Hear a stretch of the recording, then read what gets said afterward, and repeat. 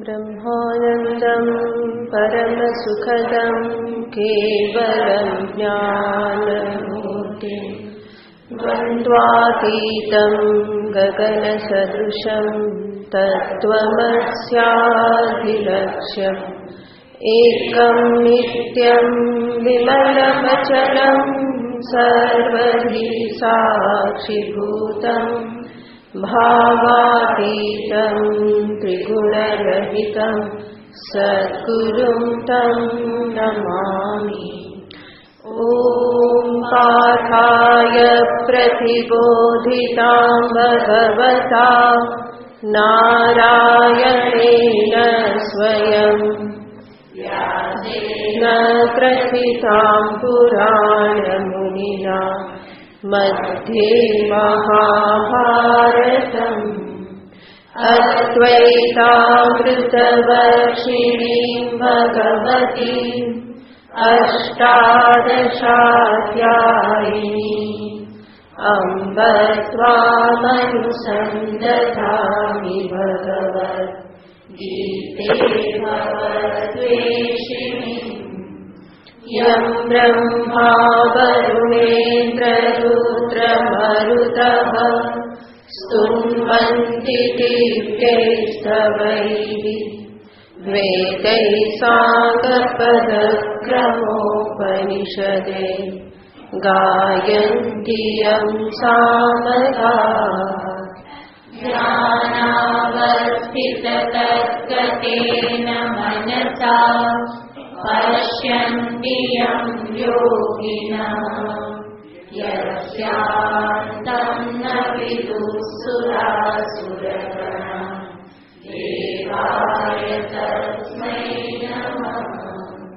यस्यान्तं न विदुःसुरासुरगणा देवाय तस्मै नमः।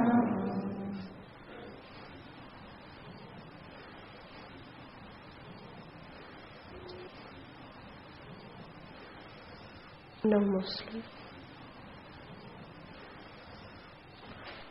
संजय उवाच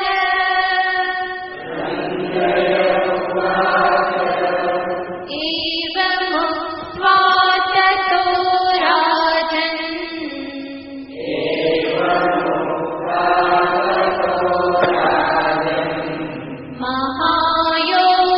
महायोगेश्वरो हरिः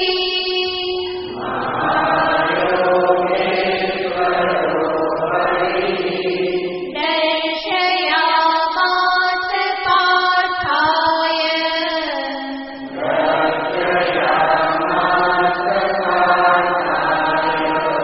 परमं रूपमैश्वरम्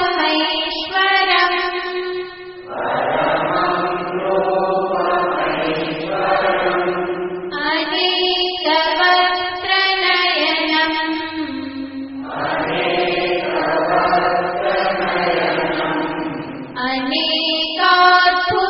अनेकाद्भुतदर्शनम्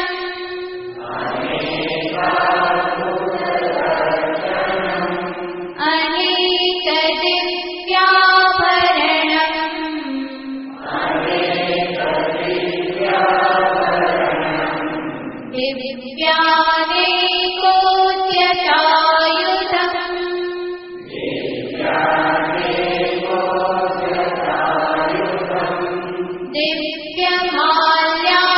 दिव्यमाल्याम्बरधरम्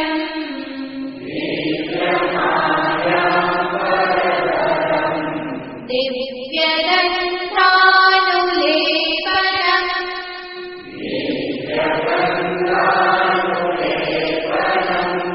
सर्वाश्चर्यमयं देवम्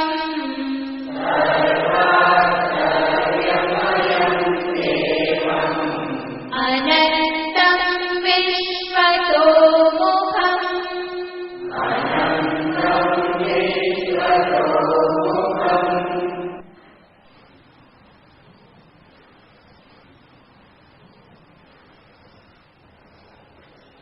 एकादश अध्यायનું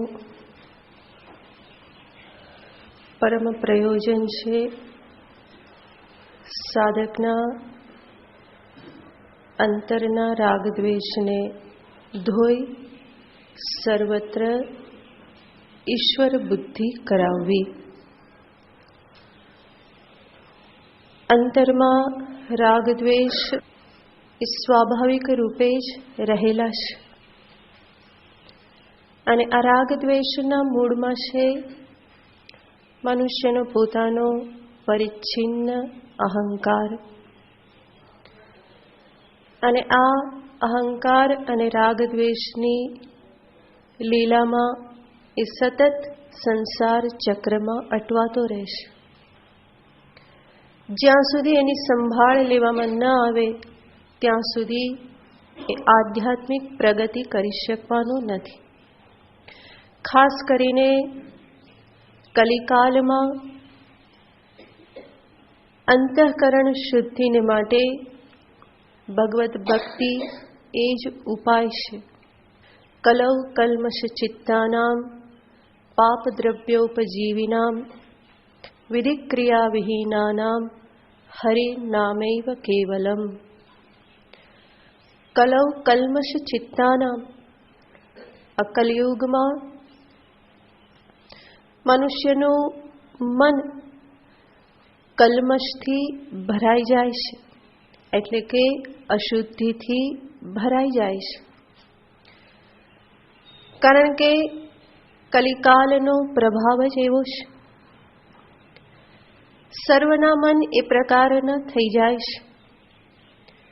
પાપ દ્રવ્યોપજીવિનામ, શા માટે આવું થઈ જાય છે? કારણ કે એ જે કંઈ પણ દ્રવ્ય ઉપાર્જન કરે છે એમાં પણ પાપ થતું રહે છે. સહજ સ્વાર્થના કારણે, ઈર્ષ્યાના કારણે, પક્ષપાતના કારણે, લોભ વૃત્તિના કારણે ક્યાંક ને ક્યાંક મનુષ્ય પાપનો આશ્રય ગ્રહણ કરી જ લે છે. તો પાપ દ્રવ્યોપજીવિનામ વિધિક્રિયા વિહીનાનામ, એમના જીવનમાં કોઈ વૈદિક વિધિ નિષેધને સ્થાન રહેતું નથી. વેદ શાસ્ત્રએ જે કંઈ પણ કરવાની આજ્ઞા આપી છે એ કલિકાલમાં મનુષ્ય કરી શકતો નથી. જે ન કરવાની આજ્ઞા આપી છે એને એ કોઈને કોઈ બહાના શોધી અને કરવા માટે પ્રવૃત્ત થઈ જાય છે. તો વિધિ ક્રિયા વિહિતનો ત્યાગ કરી દેશે, નિષિદ્ધનો સ્વીકાર કરી દેશે. એના પરિણામે પણ જીવનમાં કોઈ ડિસિપ્લિન, કોઈ શુદ્ધિ, પવિત્રતા જીવનમાં રહેતી નથી. અન્ય કંઈ પણ સાધન કરવા માટે પણ મન ઉપલબ્ધ નથી. કોઈ કદાચ ઈચ્છે વૈદિક કર્મ કરવા તો પણ વૈદિક કર્મને માટે જે યોગ્ય દેશ, યોગ્ય કાલ, યોગ્ય શુદ્ધ વસ્તુઓ જે બધી જોઈએ એ શુદ્ધ હવિષ્ય પણ અત્યારે ઉપલબ્ધ નથી. માટે એ કંઈ થઈ શકે એમ નથી. સતયુગમાં લોકો ધ્યાનનો આશ્રય લેતા હતા. ચંચલ મનના કારણે, કલ્મષથી પરિપૂરિત મનના કારણે ધ્યાન પણ કલિકાલમાં દરેક મનુષ્ય કરી શકતો નથી. કોઈક જ એવો બિરલો દુર્લભ માનવ હોય છે જે ધ્યાન, સમાધિ આદિનો અભ્યાસ કરી શકે છે. તપશ્ચર્યા પણ પોતાની જ ઇન્દ્રિય મન પ્રત્યેની લાચારીના કારણે મનુષ્ય તપશ્ચર્યા પણ કલિકાલમાં કરી શકતો નથી. ચારે બાજુ એટલા બધા પ્રલોભન એના માટે ઉપલબ્ધ છે કે સંયમ ધારણ કરવો, તપશ્ચર્યા કરવી એ પણ એના માટે મુશ્કેલ થઈ જાય છે. તો ત્યાં પણ એ કોઈને કોઈ બાના કાઢી અને પોતાની ઈચ્છાઓની પૂર્તિ કરવામાં લાગી રહે છે. તો તપશ્ચર્યા, ધ્યાન, યજ્ઞ, યાગાદિ આમાંના કોઈ સાધન કલિકાલમાં કામ આવતા નથી. એટલા માટે જ કલિકાલમાં કૃષ્ણ કીર્તન, હરિનામ આ જ ઉપાય દર્શાવવામાં આવે છે. સગુણ ભક્તિ એટલે કે સગુણ સાકાર પરમાત્માના વિગ્રહની પૂજા, એમના જપ, એમનું ધ્યાન, એમના માટે કર્મ, આવી જે સગુણ ઉપાસના જે છે એ જ અંતઃકરણ શુદ્ધિ માટેનું મુખ્ય સાધન કલિકાલમાં બની રહેશે. અને આવી સગુણ ભક્તિનો, સગુણ ઉપાસનાનો આશ્રય લીધા વગર કોઈ પણ નિર્ગુણ સાધનામાં પ્રવેશ પામી શકતું નથી. અંતઃકરણની શુદ્ધિ કરવાનો આ જ માત્ર એક ઉપાય છે. અને માટે જ આ એકાદશ અધ્યાયમાં દર્શાવવામાં આવતા ભગવાનના વિશ્વરૂપને બરાબર સમજી અને રોજ એના ઉપર ચિંતન કરવું જોઈએ. અર્જુનની પાસે તો દિવ્ય દ્રષ્ટિ છે અને એટલે અર્જુન એનું દર્શન પ્રત્યક્ષ કરી રહ્યા છે. આપણી પાસે એવી દ્રષ્ટિ ન હોવા છતાં પણ માનસ ચક્ષુથી આપણે એની માનસ ઉપાસના કરી શકીએ. જે પણ અર્જુન અહીંયા વર્ણન કરશે કે સંજય અહીંયા વર્ણન કરે છે એને હું માનસ ચક્ષુથી જોઈ શકું. રોજ થોડો સમય બેસી અને આ વિશ્વરૂપનું ધ્યાન કરવા માટે હું પ્રયત્ન કરું કે જેનાથી મારી ભગવત બુદ્ધિ જે છે એનો વિસ્તાર થાય. ધીમે ધીમે ઈશ્વર બુદ્ધિનો વિસ્તાર થાય, મારા રાગ દ્વેષનું ધોવાણ થાય, અહંકાર શિથિલ થાય અને તો અંતે નિર્ગુણ જ્ઞાનનો હું અધિકારી બની શકું. તો સંજય અહીંયા વર્ણન કરી રહેલા છે ભગવાનનું વિશ્વરૂપ કેવું છે, આ વિરાટ રૂપમાં શું શું જોવા મળે છે. તો સંજયે દર્શાવ્યું અનેક વક્ત્રનયનમ, અનેકાદ્ભુત દર્શનમ, અનેક દિવ્યાભરણમ, દિવ્ય ગંધાનુલેપનમ, દિવ્ય માલ્યાંબરધરમ.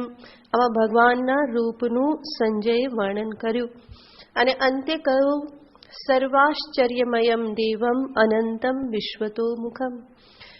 ભગવાનનું આ જે સ્વરૂપ જે છે એ કેવું છે તો કે સર્વાશ્ચર્યમયમ, જે કંઈ પણ છે બધું જ આશ્ચર્યમય છે. કારણ કે પહેલા ક્યારેય પણ આવું દર્શન થયેલું નથી, આવું જોવામાં નથી આવ્યું. સંજયે પણ પ્રથમ વખત જોયેલું છે, અર્જુન પણ પ્રથમ વખત જોઈ રહેલા છે. તો એ બધું જ એમના માટે આશ્ચર્યકારક છે. અને આવા આશ્ચર્યકારક સ્વરૂપને યોગ્ય રૂપે બતાવવા માટે ધૃતરાષ્ટ્રની સામે આ વિશ્વરૂપનો કંઈક અંશ એમની બુદ્ધિમાં ઉતરી શકે, ધૃતરાષ્ટ્ર કંઈક કલ્પના કરી શકે કે ભગવાન કૃષ્ણએ કેવું રૂપ બતાવ્યું. એના માટે સંજય હવે એક ઉપમા આપી અને ભગવાનના રૂપનું વર્ણન કરે છે. આગળ દિવિ સૂર્ય સહસ્રસ્ય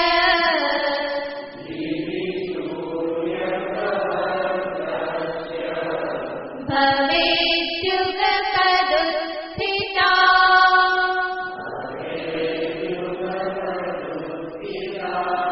યદિ ભાસદર્શી સાસ્યા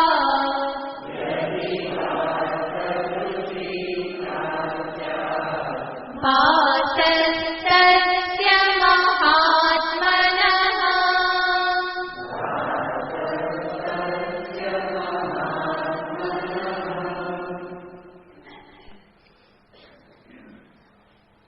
તો સંજય આ એક નમ્ર પ્રયત્ન કરે છે ભગવાનના વિશ્વરૂપને દર્શાવવા માટે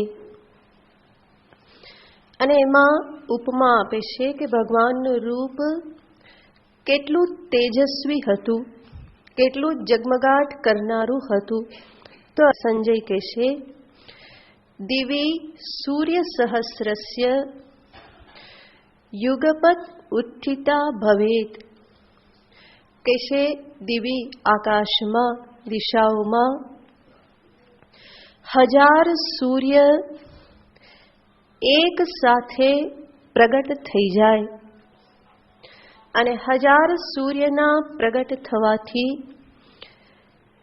જે ભા એટલે કે તેજ, પ્રકાશ અનુભવાય એવું પ્રકાશમય ભગવાનનું આ વિશ્વરૂપ હતું.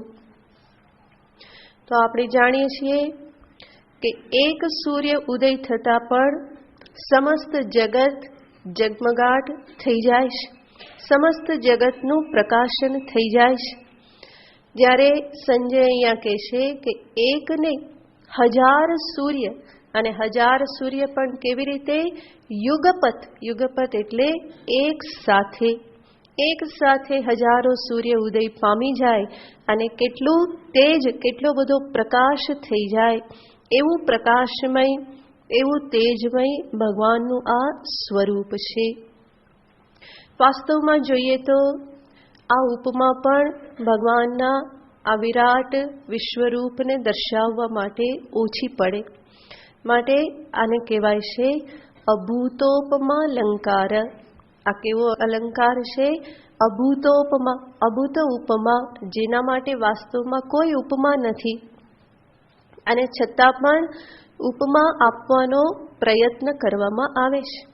કારણ કે ઉપમા એની જ આપી શકાય જ્યારે એના જેવી બીજી કોઈ વસ્તુ હોય, કંઈક સમાનતા હોય, કંઈક અંશે એમાં સાદૃશ્ય, સમાન ગુણો રહેલા હોય, તો એવી વસ્તુની ઉપમા આપી અને વસ્તુનું જ્ઞાન કરાવાય.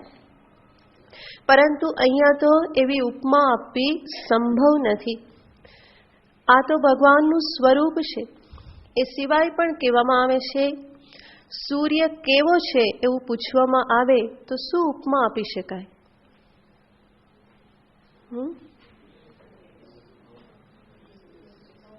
વિચાર કરો.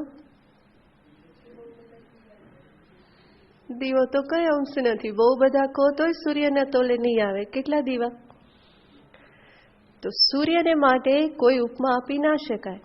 સૂર્ય કેવો છે તો કેવું પડે, સૂર્ય સૂર્ય જેવો છે. બરાબર? પૂછવામાં આવે સમુદ્ર કેવો છે,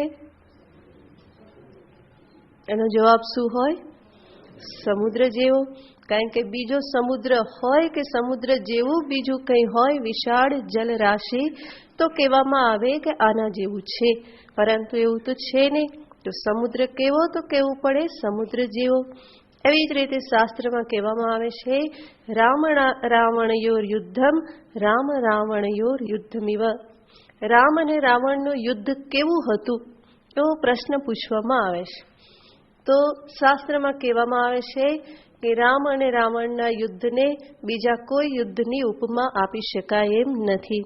તો રામ રાવણનું યુદ્ધ કેવું હતું તો કહેવામાં આવે રામ રાવણના યુદ્ધ જેવું. એના માટે કોઈ ઉપમા નથી. એવી રીતે અહીંયા પણ જ્યારે પૂછવામાં આવે કે ભગવાનનું આ વિરાટ વિશ્વરૂપ કેવું હતું, તો એનો જવાબ શું હોઈ શકે? એ વિરાટ વિશ્વરૂપ જેવું જ હતું.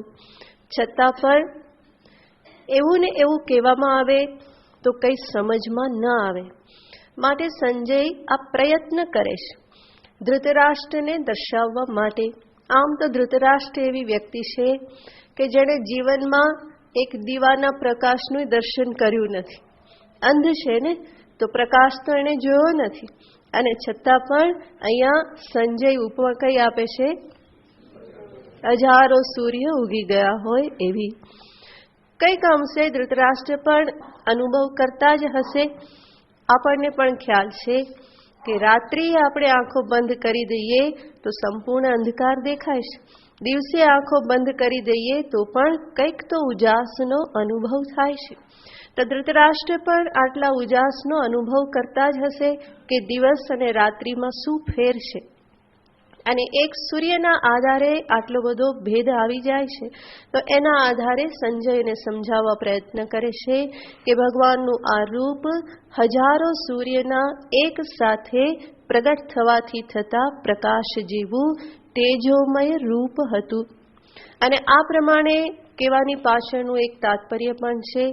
સંજયના મનમાં એવી ભાવના છે કે કદાચ ધૃતરાષ્ટ્ર આવું સાંભળે તો હજુ આ 10મા દિવસે પણ યુદ્ધ રોકી દે. દુર્યોધનને કહી દે કે હવે યુદ્ધ ના કર, હજુ પણ જેટલા બચ્યા છે એટલા તો બચી જાય. ધૃતરાષ્ટ્ર સમજે કે પાંડવ પક્ષે કોણ વ્યક્તિ છે, કૃષ્ણ એટલે કોણ છે, અને એની સામે કૌરવ સેનાનું કંઈ ઉપજવાનું નથી. આવું એ સમજી લે એટલા માટે પણ સંજય આવી ઉપમા આપી અને વાત કરે છે. પરંતુ દુર્ભાગ્ય ધૃતરાષ્ટ્રની બુદ્ધિમાં આની કોઈ અસર થતી નથી. ક્ષણ માટે થોડો ભય ઉત્પન્ન થાય અને ફરી પાછો દુર્યોધન માટેનો મોહ જે છે ફરી બુદ્ધિ ઉપર એવો જ ફરી પાછો છવાઈ જાય છે. પણ આ બધું જાણતા હોવા છતાં સંજય એક પરમ સજ્જન વ્યક્તિ છે. અને એટલે એના અંતરમાં હંમેશા સદ્ભાવના રહેલી છે અને એના માટે જ એ હંમેશા પ્રયત્ન કરી રહેલા છે. સંજય શબ્દનો અર્થ થાય છે સમ્યક રાગ દ્વેષાન જયતીતિ સંજય. જેણે પોતાના અંતરના રાગ દ્વેષાદીને બહુ સારી રીતે જીતી લીધેલા છે એને જ સંજય કહેવાય છે. માટે જ સંજય ધૃતરાષ્ટ્ર જેવી વ્યક્તિ માટે પણ કોઈ કુભાવ કે દ્વેષ રાખતા નથી, પરંતુ ત્યાં પણ એના કલ્યાણની વાંછા કરી અને આ પ્રમાણે ભગવાનના વિશ્વરૂપનું એ વર્ણન કરે છે. તો યદિ ભા સ્યાત, જે પ્રકારનો પ્રકાશ થાય, ભા એટલે પ્રકાશ, 1000 સૂર્યનો જે પ્રકારનો પ્રકાશ થાય એવો પ્રકાશ આ મહાત્મનઃ, આ મહાત્માનો હતો. તો સંજય હવે કૃષ્ણને કહેશે કે એ કોણ છે? મહાત્મા. તસ્ય મહાત્મનઃ, એ મહાત્માના સ્વરૂપનો આવો પ્રકાશ હતો. તો મહાત્મા શબ્દનો અર્થ અહીંયા થાય મહાન આત્મા શરીરમ યસ્ય સ મહાત્મા. જેનો આત્મા સ્વરૂપ શરીર અત્યારે કેવું છે? મહાન છે. કેટલું મહાન છે? આગળ કહેવાના જ છે કે જેનો કોઈ બાજુથી અંત દેખાતો નથી. તો એવા મહાન આત્મા, મહાન સ્વરૂપ આ પરમાત્માનું તેજોમય સ્વરૂપ હતું. અને આ જ વર્ણન આગળ કરતા સંજય કહે છે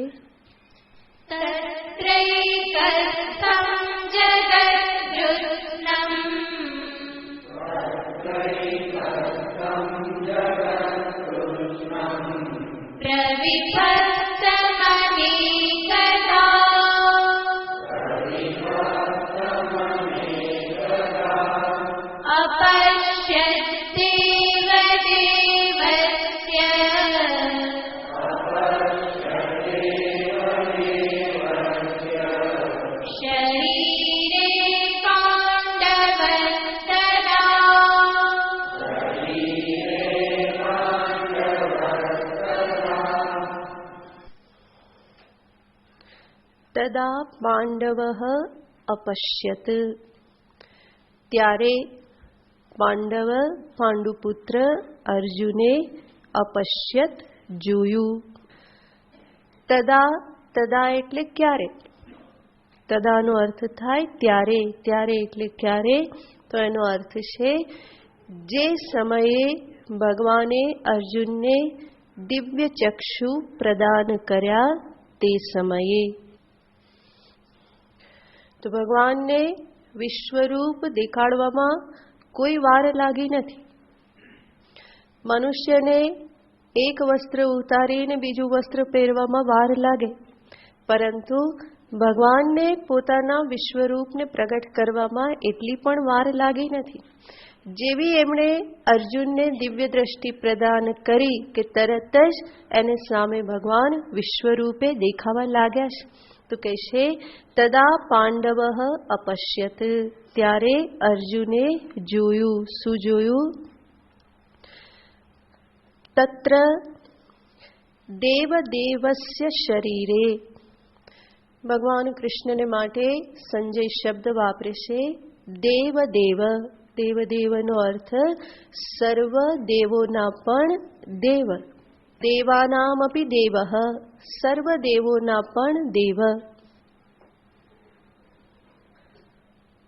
તો દેવદેવસ્ય શરીરે, સર્વ દેવોના પણ દેવ એવા આ પરમાત્માના શરીરમાં.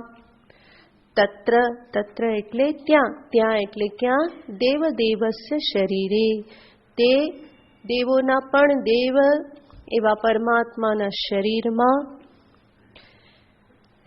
કૃત્સ્નમ જગત એકસ્થમ, સંપૂર્ણ જગતને.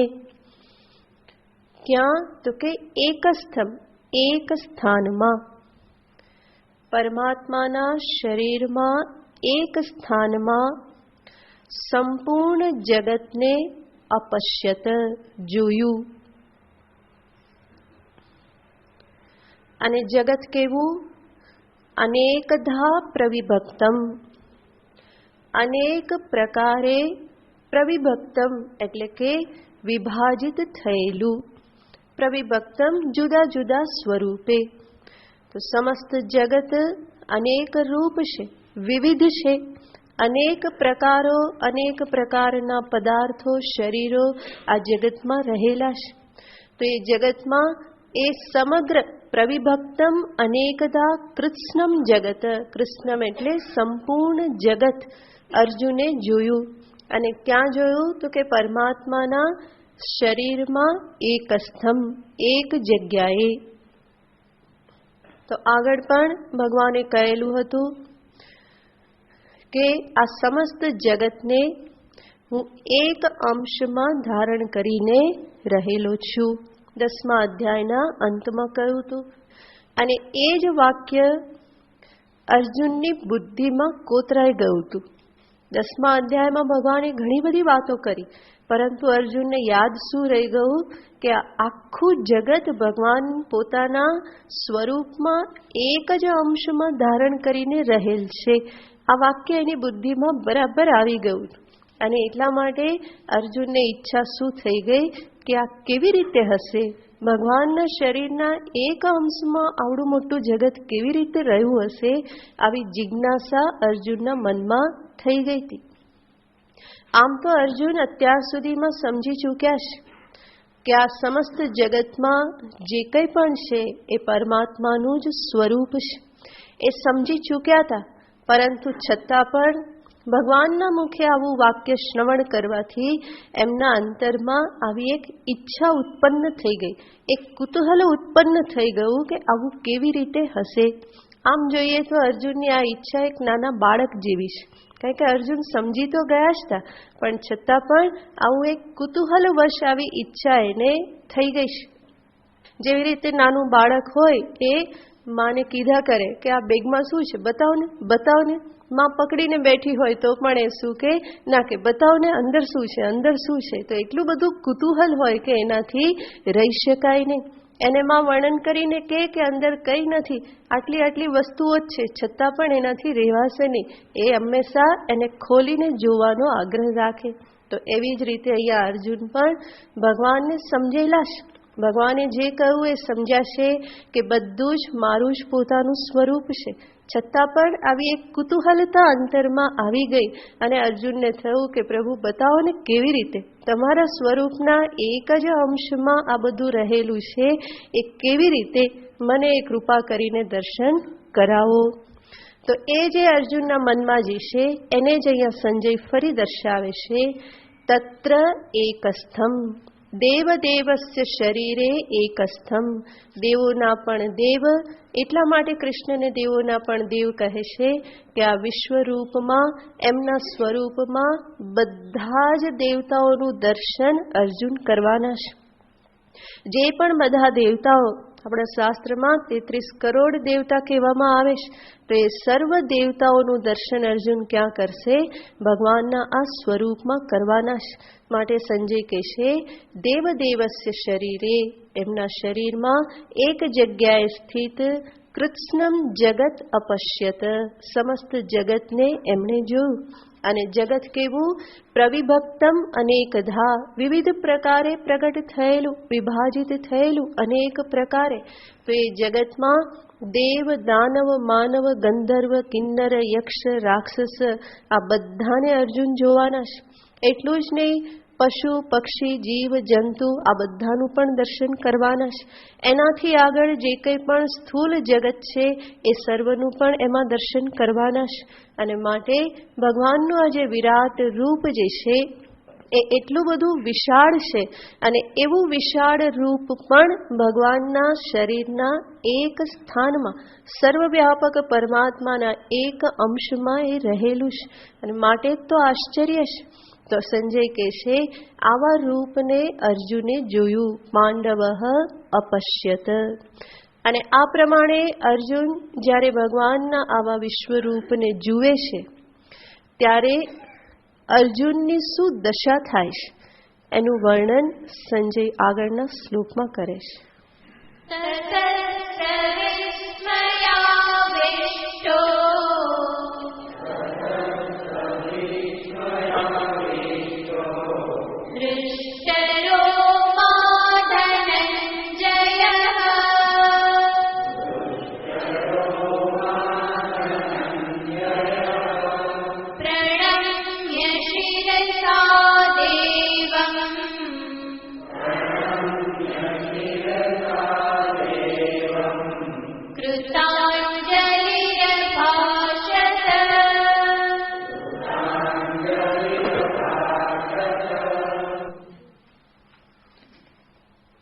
તતઃ, તતઃ એટલે ત્યાર પછી. ત્યાર પછીનો અર્થ છે પાંડુપુત્ર અર્જુને જ્યારે આ પ્રમાણે જોયું ત્યારે, ત્યાર પછી ભગવાનના દેવદેવ એવા પ્રભુના શરીરમાં સમસ્ત જગતને આ પ્રમાણે જોયું. તતઃ ત્યાર પછી. તતઃ સ વિસ્મયાવિષ્ટ, અર્જુનને સર્વપ્રથમ શું થયું? તો સંજય કહેશે અર્જુન વિસ્મયથી આવિષ્ટ થઈ ગયા. વિસ્મયનો અર્થ છે આશ્ચર્ય. ન જોયેલું અચાનક બધું જોવા લાગ્યા અને પરિણામે શું થયું? એકદમ જ આશ્ચર્ય થયું. એક તો ભગવાનનું સ્વરૂપ જ આશ્ચર્યમય છે અને એનાથી આગળ અર્જુનને દિવ્ય દ્રષ્ટિ પ્રાપ્ત થયેલી હતી. તો અત્યાર સુધી તો અર્જુને પોતાના ચર્મચક્ષુથી જ જગતને જોયેલું હતું અને થોડું થોડું જગત જોયેલું હતું. અત્યારે એમને બધું એક સાથે દેખાઈ રહેલું છે. ત્રણેય કાળ, સમગ્ર દેશ, આ બધું જ એક સાથે દેખાઈ રહેલું છે. તો ભગવાનનું સ્વરૂપ સ્વયં આશ્ચર્યમય છે અને એને અર્જુન એક સાથે જોઈ રહેલા છે. એ પણ એના માટે એક આશ્ચર્ય છે કે અરે આવી દ્રષ્ટિ મને પ્રાપ્ત થઈ, આટલું બધું હું એક સાથે જોઈ શકું છું. અને એનાથી આગળ જેને હું કૃષ્ણ માનતો હતો એ વાસ્તવમાં આ પ્રમાણે છે. તો એની વિશાળતા, એની વ્યાપકતા, આ બધું જોઈ અને અર્જુન વિસ્મયાવિષ્ટ, વિસ્મય આશ્ચર્યથી આવિષ્ટ થઈ ગયા. આવિષ્ટ થઈ ગયા એનો અર્થ એના વશમાં થઈ ગયા, જેને આપણે કહીએ અભિભૂત થઈ ગયા. અને અભિભૂત થઈ જાય, આ પ્રમાણે વિસ્મયથી આવિષ્ટ થઈ જાય તો થોડી વાર તો બોલતી બંધ થઈ જાય કે એ કઈ શબ્દ સૂજે નહીં, શું કરવું કંઈ ખબર પડે નહીં, ધબકારા ચુકાઈ જાય. તો એવી સ્થિતિ અર્જુનની સર્વપ્રથમ અહીંયા થઈ છે. આગળ પણ શબ્દ આવેલો હતો તમ તથા કૃપયાવિષ્ટમ. તો ત્યાં અર્જુન કેવા થયા હતા? કૃપાથી આવિષ્ટ થયેલા હતા. અને અહીંયા કહે છે વિસ્મયાવિષ્ટ, વિસ્મય આશ્ચર્યથી એ પરિપૂરિત થઈ ગયા, આશ્ચર્યને વશ થઈ ગયા. આપણને પણ ખબર છે કે જ્યારે આશ્ચર્ય થાય ત્યારે કંઈ બોલી શકાતું નથી, વાચા બંધ થઈ જાય છે. ક્ષણ બે ક્ષણ માટે બધું ભાન ભૂલાઈ જવાય છે. તો એવી કંઈક સ્થિતિ અહીંયા અર્જુનની થઈ છે. ભગવાનના આ વિશાળ રૂપને જોઈ અને અત્યંત વિસ્મયને પ્રાપ્ત થયેલા છે.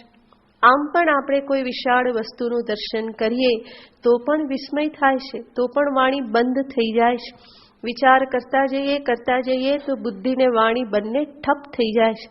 ક્યારેક રાત્રે આકાશ દર્શન કરો અને એમાં વિચાર કરો કે કેટલા બધા તારાઓ, નક્ષત્રો, ચંદ્રમા અને આ બધું આમ ક્યાં સુધી બધું વ્યાપ્ત હશે. વિચાર કરો તો અંતે શું સ્થિતિ થાય?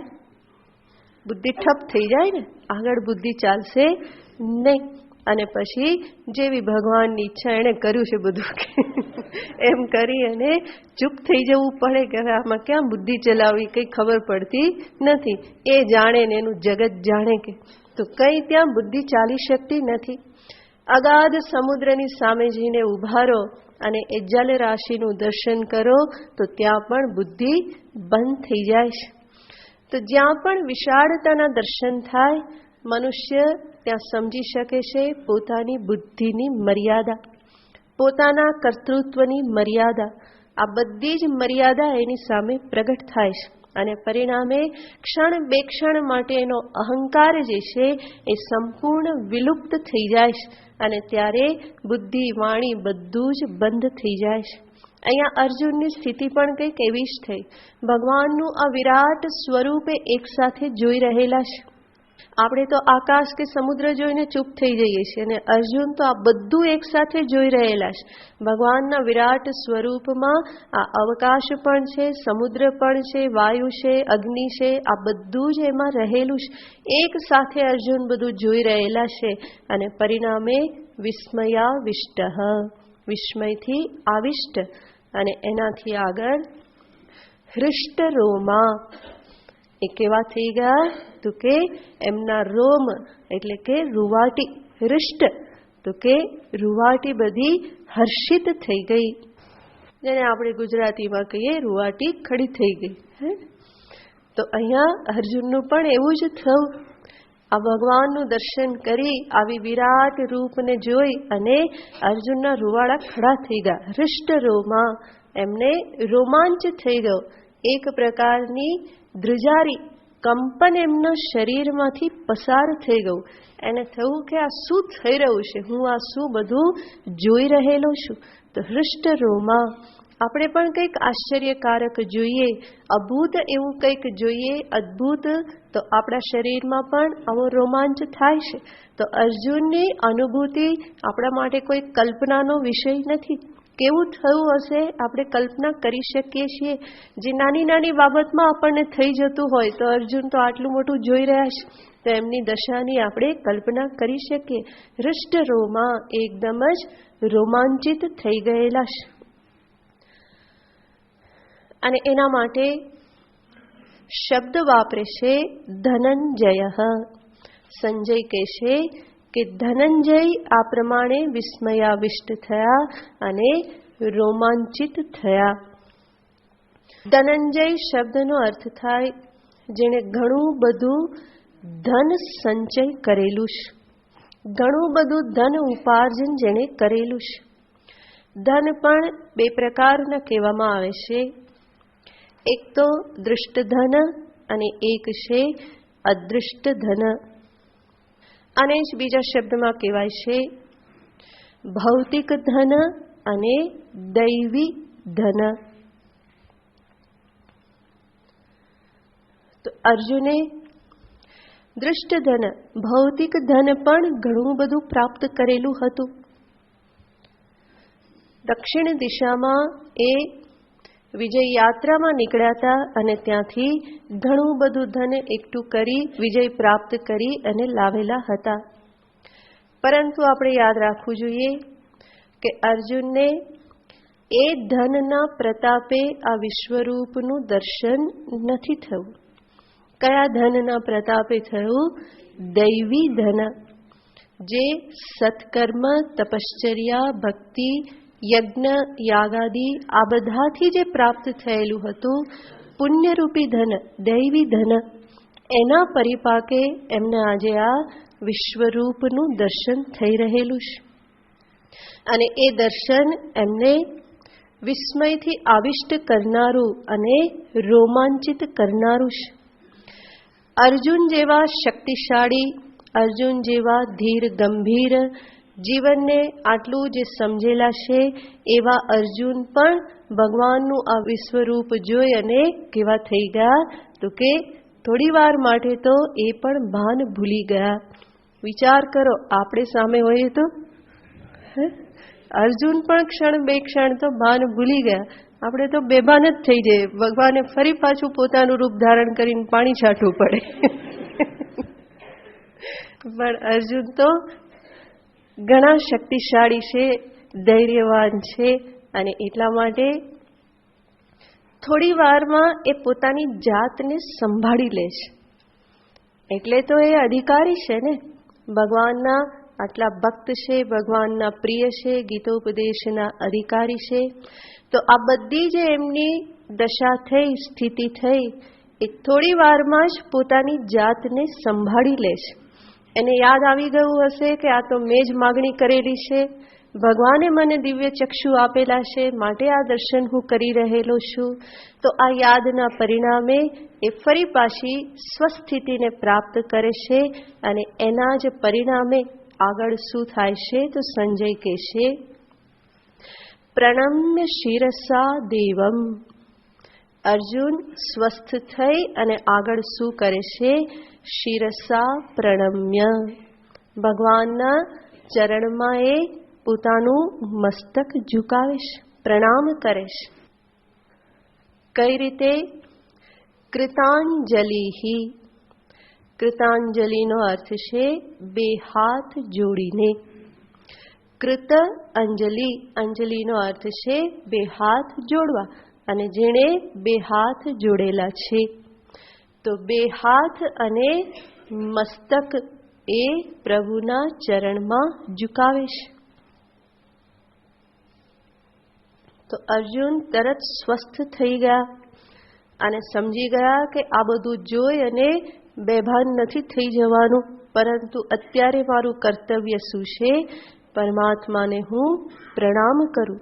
જે પ્રભુ વિશ્વરૂપે મારી સામે પ્રગટ થયા, તો એની સામે મારું કર્તવ્ય છે કે હું ત્યાં પ્રણામ કરું. તો પ્રણમ્ય શિરસા દેવમ કૃતાંજલિ. સાથે સાથે અર્જુન આપણને બતાવે છે પ્રણામ કરવાની રીત કેવી હોય, કે જ્યાં બે હાથ અને મસ્તક ઝુકાવવાના હોય. અને આ પ્રણામ શબ્દ જે છે એ પ્રહવી ભાવને દર્શાવે છે. પ્રહવી ભાવનો અર્થ છે એક પ્રકારની નમ્રતાનો, વિનયનો ભાવ.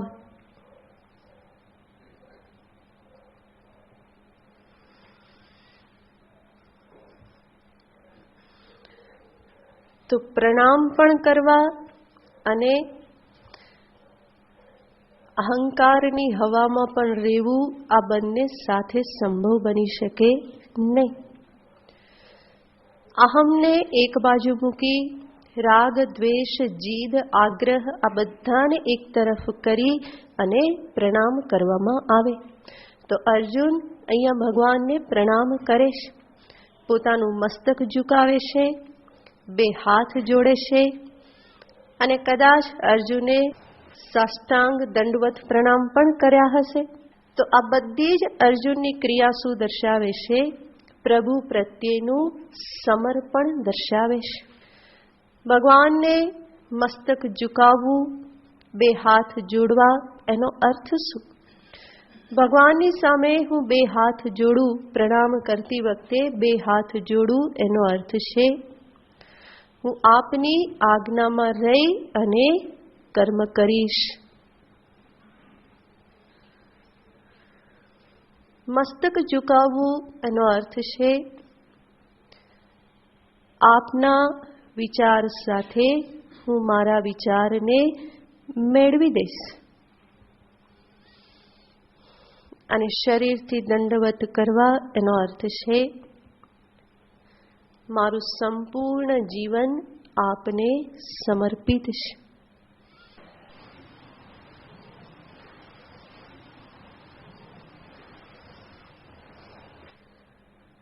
મનુષ્યના જીવનમાં આવું કોઈ એક સ્થાન હોવું જોઈએ કે જ્યાં એ આ પ્રમાણે સમર્પિત થઈને રહે, તો જ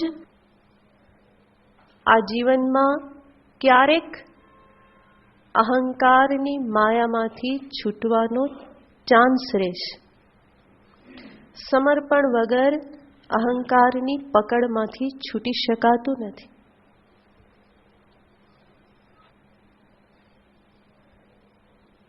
અર્જુને તો આગળ પણ સમર્પણ કરી દીધેલું જ છે. શિષ્યસ્તેહમ શાધિમામ ત્વામ પ્રપન્નમ. પ્રભુ, હું આપનો શિષ્ય છું, આપને શરણે છું. શાધિમામ, મારા ઉપર આપ શાસન કરો. એ જ અર્જુન ફરી અહીંયા પ્રભુને આ પ્રમાણે સમર્પિત થઈ અને નમસ્કાર કરે છે. તો આ પ્રકારેના નમસ્કાર, સમર્પણ એ દરેક સાધકને માટે જીવનમાં અનિવાર્ય છે. નહીં તો પોતાનો અહંકાર, પોતાના રાગ દ્વેષ એને ક્યાં લઈ જશે કંઈ કહી શકાય નહીં. માટે ક્યાંક ને ક્યાંક આ સમર્પણ રૂપી દોરડાથી બંધાઈ જવું એમાં કલ્યાણ છે.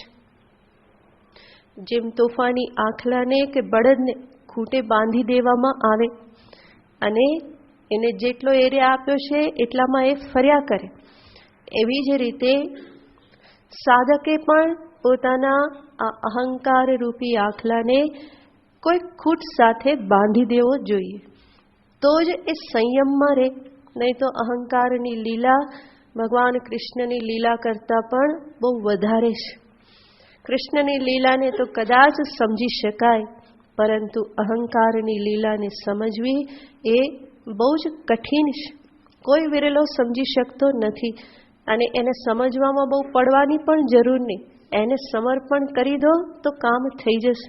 એને સમજવા ગયા તો ફરી પાછો એ વધારે ને વધારે ચક્કર કરાવે એમ છે. એના કરતાં એ અહંકારને પ્રભુને સમર્પિત કરી દેવો એમાં જ કલ્યાણ છે. તો આ સગુણ ભક્તિનું સ્થાન પણ એટલા માટે જ છે કે જેના થકી અહંકાર ક્ષીણ થાય. મનુષ્ય જ્યારે જગતનું દર્શન કરે તો એ રાગ દ્વેષમાં બંધાય છે. એ જ મનુષ્ય જ્યારે માત્ર પોતાના તરફ દ્રષ્ટિ રાખે તો એ અહંકારથી બંધાય છે. પણ એ મનુષ્ય જ્યારે પરમાત્માનું દર્શન કરે તો રાગ દ્વેષ અને અહંકાર આ બધું જ ઓગળી જાય છે. તો દ્રષ્ટિ ક્યાં રાખવી એ મારે નક્કી કરવાનું છે. જગતને જ જોવામાં રહું તો જગત તો દ્વંદ્વોથી ભરેલું છે, અને ત્યાં રાગ દ્વેષ જરૂર કાર્ય કરવાના જ છે. પોતાના તરફ દ્રષ્ટિ રાખું તો કોઈ પોતાને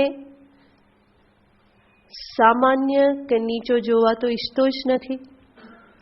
માટે પોતાના તરફ દ્રષ્ટિ રાખવાથી અહંકાર વધશે, અભિમાની થવાશે. ફરી ફરીને વિચાર કરશે, હું કોણ? હું એટલે તો આમ, મારા જેવું તો કોઈ નહીં. હું કરી શકું એ બીજું કોઈ ના કરી શકે. મારા જેવા વિચારો બીજા કોઈના નહીં. તો આ અભિમાન હંમેશા એને પકડી લેશે. પરંતુ ભગવત દ્રષ્ટિ રાખવામાં આવે, જગતને હું જગદીશ રૂપે જોઉં, વિશ્વ રૂપે જોઉં, વિશ્વાત્મા પ્રભુના સ્વરૂપ રૂપે જોઉં. મારામાં પણ હું એની જ પ્રેરણાના, એની જ કૃપાના, એની જ મહિમાના હું દર્શન કરું, તો આ રાગ દ્વેષ અભિમાન આ બધું જ ધીમે ધીમે ધોવાતું જાય. અને એના થકી જ સમર્પણ પણ વધતું જાય. જેટલે અંશે સમર્પણ વધે એટલે અંશે આ બધું શિથિલ થાય. આ બધું શિથિલ થાય એટલે અંશે સમર્પણ વધતું જાય. અને જેટલે અંશે સમર્પણ વધ્યું એટલે અંશે હું જ્ઞાનથી, પરમ સત્યથી વધારે નજીક પહોંચું છું.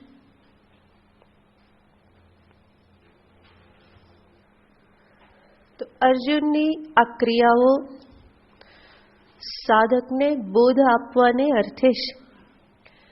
અર્જુન સ્વસ્થ થઈ અને પ્રભુના ચરણમાં પ્રણામ કરે છે, બે હાથ અને મસ્તકને ઝુકાવે છે. જ્યારે પણ મહાનતાના દર્શન થાય તો આ પ્રકારની ક્રિયા થવી એ બહુ જ સ્વાભાવિક છે. સંતો કહેશે કે મહાનતાના દર્શન પછી આ પ્રકારની ક્રિયા સ્વાભાવિક થાય છે, કારણ કે સાધકના વ્યક્તિત્વમાં, શરીરમાં એક એવા પ્રકારનો શક્તિનો પ્રવાહ ઉત્પન્ન થાય છે કે જે આવી ક્રિયા એની પાસે કરાવે છે. પરંતુ પોતાના અહંકાર કે અભિમાનના કારણે જો એ વ્યક્તિ અક્કડ થઈને રહે તો એ શક્તિનો એ અનાદર કરે છે, અને પરિણામે અંતે એનું વ્યક્તિત્વ જે છે એ વિકૃત થઈ જાય છે. માટે જ જ્યાં પણ પ્રણામ કરવાની ઈચ્છા થાય કે આવો ભાવ પ્રગટ થાય તો એને ક્યારેય પણ રોકવો નહીં. ઈચ્છા થાય પ્રણામ કરી લેવાના. હા, જરૂર, જેને પ્રણામ કરીએ એને કોઈક મુશ્કેલી ઉત્પન્ન કરીને પ્રણામ ના કરીએ. દૂરથી પણ પ્રણામ થઈ શકે. જરૂરી નહીં કે ઈચ્છા થાય 10 વખત તો 10 વખત એનો રસ્તો રોકીને પાછા ઊભા રહીએ, એવું જરૂરી નથી. પરંતુ આવો જે ભાવ કે આવી સદ્ભાવના, આવી શરણાગતિ કે અહંકારનું આવું સમર્પણ કરવાનો ભાવ જ્યારે અંતરમાં ઉત્પન્ન થાય તો એને રોકવાનો ના હોય. ઘણા લોકો એવા અકડું હોય કે 5 જણ પ્રણામ કરે ને તો એ વિચારે કે ના, હું તો નહીં જ કરું એમ. એને અંતરમાં કંઈક તો થતું જ હોય કે હું નહીં કરું તો સારું નહીં દેખાવ, આમ નહીં થાય, પણ તોય છતાં પણ એ એમને એમ અક્કડ થઈને ઊભા રહેતા હોય. ભગવાનના મંદિરે દર્શન કરવા નહીં જવું, બીજા 4ને લઈ આવે ને કે તમે જઈ આવો, હું તો અહીંયા જ ઊભો રહીશ. એના અંતરમાં થતું હોય પણ છતાં પણ એ બહાર ઊભો રહે અક્કડની જેમ, કારણ કે એનો અહંકાર એને આગળ વધવા દેતો નથી. અને જ્યાં અહંકાર અને આ શક્તિની વચ્ચે ઘર્ષણ થાય તો એ વ્યક્તિત્વને જ વિકૃત બનાવનારું બની રહેશે. તો અર્જુન તો મહાન છે, મહાન હોવા છતાં પણ જ્યારે ભગવાનના આવા સ્વરૂપનું દર્શન કર્યું, અતિ મહાન સ્વરૂપનું, અને આવી ભાવના અંતરમાં ઉત્પન્ન થઈ તો એ તરત જ પ્રભુના ચરણમાં ઝૂકી જાય છે. કૃતાંજલિ પ્રણમ્ય શિરસા દેવમ, એટલું જ નહીં, અભાષત, એ આગળ ભગવાનને કંઈક કહે છે. પરમાત્માનું જે સ્વરૂપ એ જોઈ રહેલા છે, જે વિશ્વરૂપનું દર્શન અર્જુન કરી રહેલા છે, એના જ અનુસંધાનમાં હવે અર્જુન બોલવાના છે. પોતે શું શું જોઈ રહેલા છે અને એ જોવાથી શું શું થઈ રહેલું છે, કેવા પ્રકારનું દર્શન એ જગતનું કરી રહ્યા છે, અને એ દર્શન કરવાથી પોતાની પણ શું સ્થિતિ થઈ રહેલી છે, આ બધું જ વર્ણન અર્જુન ખૂબ જ સ્વસ્થતાપૂર્વક કરે છે. તો હવે અર્જુન સ્વયં વિશ્વરૂપનું વર્ણન આપણી સમક્ષ કરે છે. સંજયે અત્યાર સુધી આપણને પૂર્વ ભૂમિકા આપી કે આવું થયું, પછી આવું થયું, અર્જુનને પણ આવું થયું, અને પછી હવે અર્જુન અભાષત, એ બોલ્યા. હવે સંજય અર્જુનના મુખે બોલાવે છે. અર્જુન ઉવાચ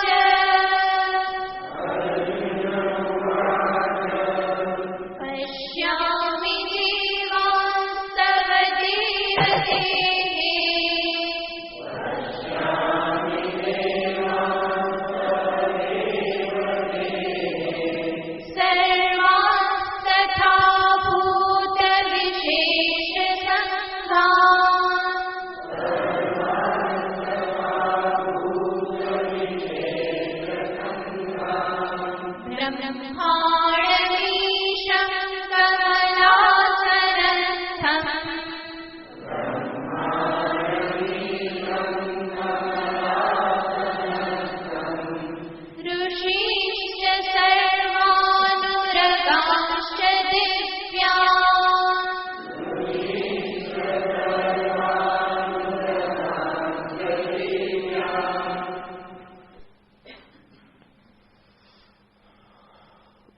અર્જુન પણ ભગવાનને સંબોધન કરે છે.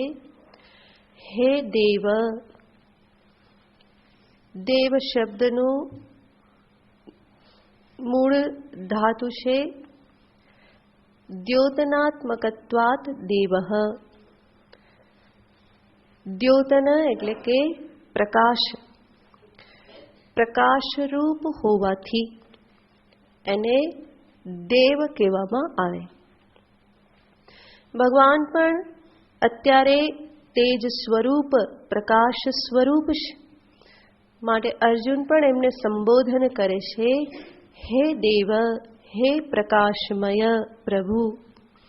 હે દેવ, તવ દેહે, તવ દેહે આપના દેહમાં, આપના શરીરમાં. પશ્યામી, પશ્યામી હું જોઉં છું, જોઈ રહ્યો છું. અર્જુન શું જોઈ રહ્યા છે? તો કહે છે દેવાન, દેવાન પશ્યામી, હું સર્વ દેવતાઓને આપના શરીરમાં જોઉં છું.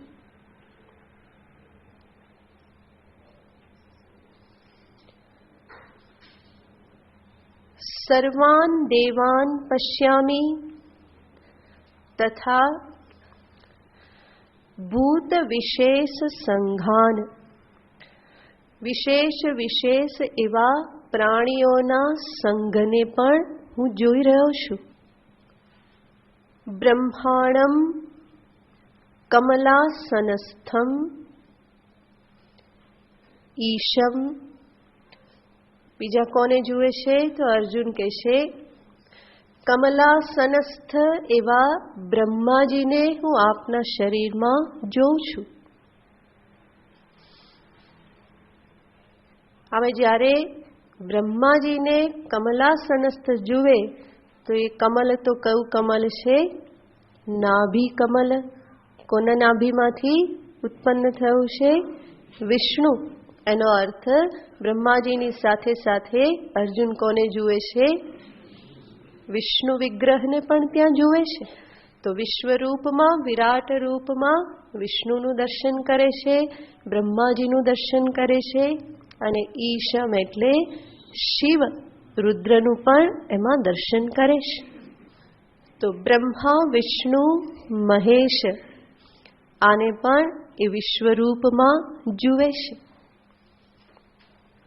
સર્વ દેવતાઓને જુએ છે. સર્વ દેવતાઓમાં બ્રહ્મા, વિષ્ણુ, મહેશ આવી જાય છે, છતાં પણ બ્રહ્મા, વિષ્ણુ, મહેશ એ મુખ્ય દેવ છે, માટે એને અલગ રૂપથી અર્જુન કહે છે. એટલું જ નહીં, ઋષિંશ્ચ અનેક ઋષિ મુનિઓને પણ એ ભગવાનના સ્વરૂપમાં જુએ છે. સર્વાન ઉરગાંશ્ચ દિવ્યાન. એટલું જ નહીં, એનાથી આગળ દિવ્યાન ઉરગાન. ઉરગાન એટલે સર્પોને. ઉર એટલે પેટ અને ગચ્છતિ જે કેવી રીતે જાય છે, પેટથી જે ચાલે છે એ સર્પ, તો એને કહેવાય ઉરગ. તો સર્પને, કેવા સર્પને કહેશે? દિવ્યાન. દિવ્ય સર્પોને પણ હું આપના સ્વરૂપમાં જોઉં છું. આ બધું કહી અને અર્જુન કહેશે કે વાસ્તવમાં હું ત્રિલોકને આપના સ્વરૂપમાં એક સાથે જોઈ રહ્યો છું. બધા દેવતાઓનો વાસ ક્યાં છે? સ્વર્ગમાં. ઋષિમુનિઓ એ મનુષ્ય જાતિમાં શ્રેષ્ઠ છે, તો મર્ત્યલોકમાં ઋષિમુનિઓ, અને ઉરગાંશ્ચ દિવ્યાન પાતાલ લોકના સર્વ સર્પ આદિ જે છે એ યોનિઓને પણ હું જોઉં છું. તો ભૂહુ ભુવઃ સુવઃ સ્વર્ગ મર્ત્ય પાતાલ, અને આની વચ્ચે બીજા જે કોઈ પણ આવેલા છે એ સર્વ લોકને અર્જુન એક સાથે જોઈ રહેલા છે. ક્યાં જોઈ રહેલા છે? તવ દેહે. અર્જુન કહેશે પ્રભુ આપના દેહમાં, આપના શરીરમાં હું એક સાથે આ ત્રિલોકનું દર્શન કરી રહેલો છું. કલ્પના કરો કેટલું વિશાળ દર્શન હશે. અર્જુન શું જોઈ રહ્યા હશે એ આપણે કલ્પના કરીએ તો પણ એકાદ અંશની જ કલ્પના થાય, કારણ કે બુદ્ધિની કલ્પના શક્તિ પણ કેવી છે? બહુ મર્યાદિત છે. કલ્પના કરીને કેટલી કરે? સ્વર્ગની કલ્પના કરે તો એને શું દેખાય? વાદળો દેખાય બે ચાર, અને એમાં દેવતાઓ અપ્સરાઓ ચાલતા હોય. ટીવીમાં જોયું હોય ને એ સંસ્કાર ત્યાંથી જ છે. કે મહાભારત, રામાયણ કોઈ એવી સિરિયલ જોઈ તો દેવતાઓ ક્યાં હોય? તો કે સ્વર્ગમાં હોય. ને સ્વર્ગ એટલે શું હોવું જોઈએ? વાદળ હોય એટલે સ્વર્ગ આવી ગયું, કારણ કે સ્વર્ગ ક્યાં છે? ઉપર છે. તો એનાથી વધારે આપણી બુદ્ધિ કલ્પના કરી શકવાની નથી. પણ અર્જુન વર્ણન કરે છે તો જેટલી પણ કલ્પના થાય એટલી કરવી અને પ્રભુના સ્વરૂપને જોવાનો પ્રયત્ન કરવો. એક સાથે ત્રણેય લોકને એ ભગવાનના સ્વરૂપમાં જોઈ રહેલા છે. તો આ બધું જ અર્જુન કહેશે હું આપના શરીરમાં જોઈ રહેલો છું. ત્રણેય લોકનું એક સાથે દર્શન, કેટલું બધું અદ્ભુત દર્શન હશે. મેં કહ્યું ને, અર્જુન જ ઊભા રહી શકે, બીજા કોઈને ત્યાં શક્તિ નથી, સામર્થ્ય નથી. એ જ ઊભા રહી શકે અને આટલું દર્શન એક સાથે એ કરી શકે. અને આવું જે ભગવાનનું સ્વરૂપ જે છે એમાં એ હજુ આગળ શું જુએ છે એને આગળ કહેશે. અનેક બાહુદર વક્ત્ર નેત્રમ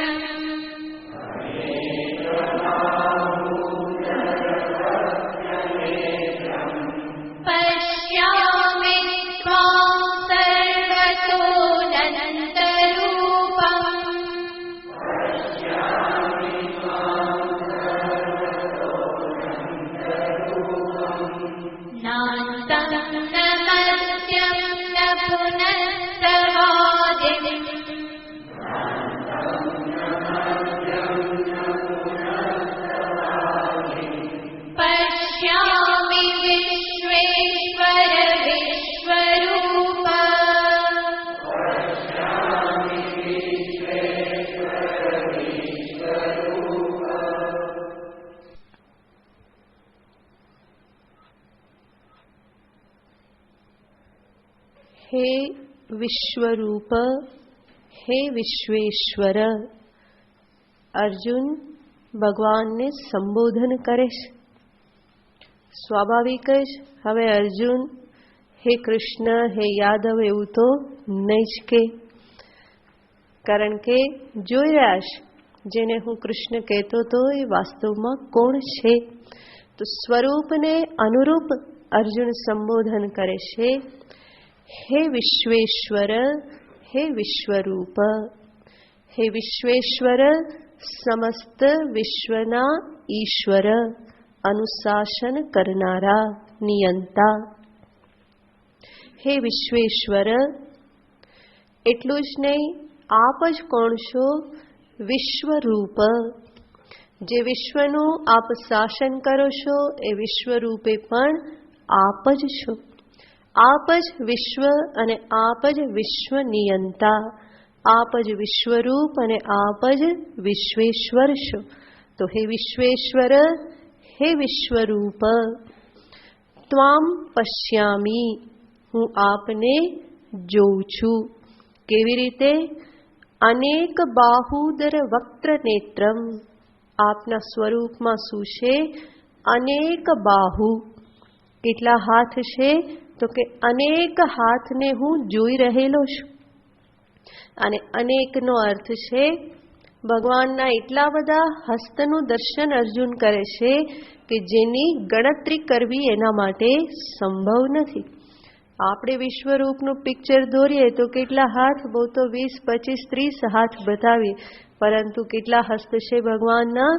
તો કે અનેક છે, સહસ્રો હસ્ત છે. તો અનેક બાહુ, એટલા બધા હાથ ભગવાનના અર્જુન જોઈ રહેલા છે કે જેનો ક્યાંય અંત દેખાતો નથી.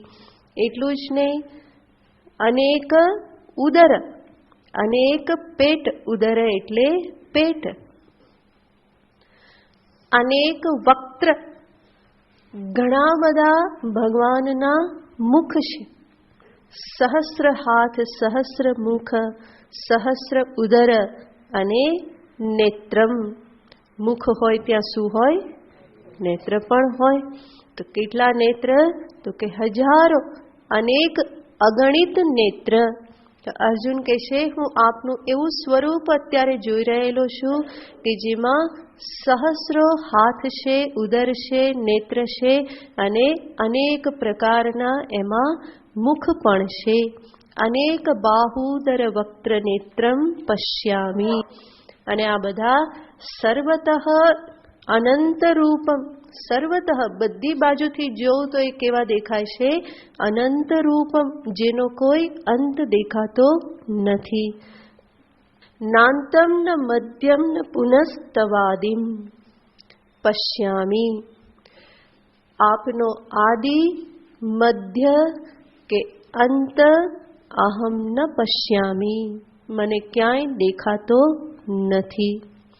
શરૂઆત ક્યાંથી થાય છે? અંત ક્યાંથી થાય છે? મને કંઈ દેખાતું નથી. અને શરૂઆત ને અંત ના દેખાય તો મધ્ય પણ નિશ્ચિત કરી શકાય નહીં. જેનો આદિ દેખાય, આ ટેબલની અહીંથી શરૂઆત, ટેબલનો અહીંયા અંત, તો વચ્ચે શું કહેવાય? મધ્ય કહેવાય. પણ આદિ પણ ના દેખાય, અંત પણ ના દેખાય તો મધ્યનો નિશ્ચય પણ થઈ શકે નહીં. તો અર્જુન કહે છે કે હું તો આપનું એવું સ્વરૂપ જોઈ રહ્યો છું જેની શરૂઆત ક્યાં થાય છે, અંત ક્યાં થાય છે, કંઈ દેખાતું નથી. આ અનેક બાહુમાં ગણતરી શરૂ કરવી તો ક્યાંથી કરવી? અનેક આંખ, શરૂઆત ક્યાંથી કરું ગણતરીની? મુખ ગણું તો ક્યાંથી ગણું? કોઈ અંત એનો દેખાતો નથી. નાંતમ ન મધ્યમ ન પુનઃ તવ આદિમ ન પશ્યામી. હે વિશ્વેશ્વર, હે વિશ્વરૂપ. માટે જ આપ કોણ છો? વિશ્વરૂપ છો. સમસ્ત વિશ્વરૂપે આપ છો. ક્યાં શરૂઆત ક્યાં અંત કંઈ ખબર પડતી નથી. હે વિશ્વરૂપ, હે વિશ્વેશ્વર. આગળનું પછી ઓમ પૂર્ણમદ પૂર્ણમિદં પૂર્ણાત પૂર્ણમુદચ્યતે પૂર્ણસ્ય પૂર્ણમાદાય પૂર્ણમેવાવશિષ્યતે ओम शांति शांति शांति। हरि ओम। श्री गुरुभ्यो नमः। हरि ओम।